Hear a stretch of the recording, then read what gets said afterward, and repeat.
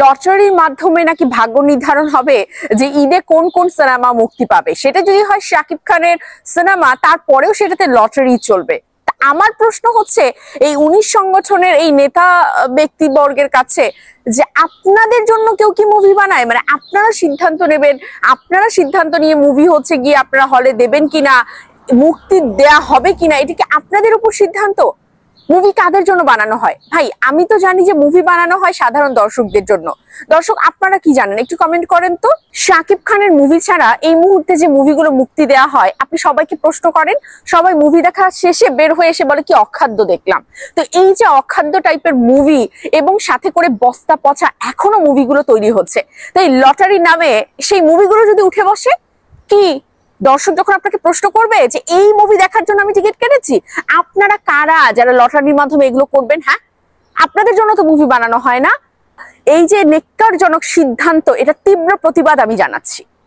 মানে অদ্ভুত ভাবে এই যে সংগঠন, কিছুদিন আগে একটা ভিডিও করেছি যে এই সংগঠনগুলোর আসলে কাজটা কি বা কি, আসলে তো বুঝতে পারছেন এদের কাজটা কি।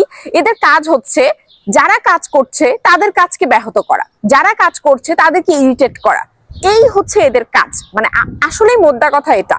কতটা হাস্যকর পর্যায়ে পৌঁছলে লটারির মতো এরকম একটা বিষয়বস্তু উঠে আসে সামনে, আমার তো এটা মানে জ্ঞান তো আমি জানি না কিভাবে উঠে আসে।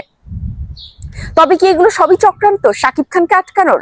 না, এখন অনেকে বলবেন যে আপনারা ঘুরে ফিরে খালি শাকিব খানকে কেউ আক্রমণ করছে, কেউ ঠেকানোর চেষ্টা করছে, এগুলোতেই যান। কেন যাব না? কারণ ঈদে অবশ্যই শাকিব খানের একটা না একটা মুভি থাকবে।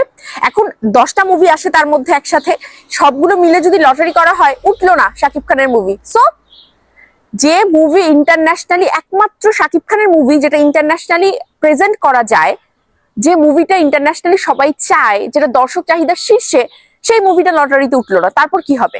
সো এই যে একটা পায়তারা, এটা কি মানুষ বোঝে না? মানুষকে এতটাই ছোট বাচ্চা? হ্যাঁ, আপনারা কি মনে করেন দর্শককে? শুনুন, এই সমস্ত এই যে ভাওতাবাজি, এই সমস্ত ভাড়ামি না বন্ধ করেন, ঠিক আছে? এতগুলো সংগঠন খুলে রেখেছে যেগুলো কোনো আসলেই কাজ নেই, আদতেই কোনো কাজ নেই। যদি কাজ থাকতো না, তাহলে স্পেশালি প্রযোজনা সংস্থা যেটা, প্রযোজক সংগঠন যেটা, সেখানে এতগুলো প্রযোজক বসে আছে, কতগুলো মুভি বাংলাদেশে আসার কথা।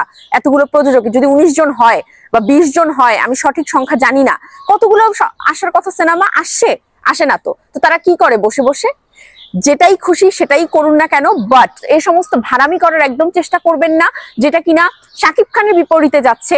মানে হচ্ছে এটা পুরো বাংলাদেশ চলচ্চিত্রের বিপরীতে যাচ্ছে, এবং বাংলাদেশের জনগণ যারা সিনেমা পছন্দ করে, ভালোবাসে, নিজের পকেটের টিকিট কেটে সিনেমা দেখতে যায়, তাদের সাথে এটা একটা ভাওতাবাজি করা হবে। তো এসব থেকে একদম দূরে থাকুন। আর এরকম হীন প্রচেষ্টা যদি করেন, মনে আছে নবাবের কথা, ঠিক সেভাবেই কিন্তু রাস্তায় সবাই নেমে পড়বে। সেটা সামলাতে পারবেন কিনা এটাও একবার চিন্তা করে দেখবেন।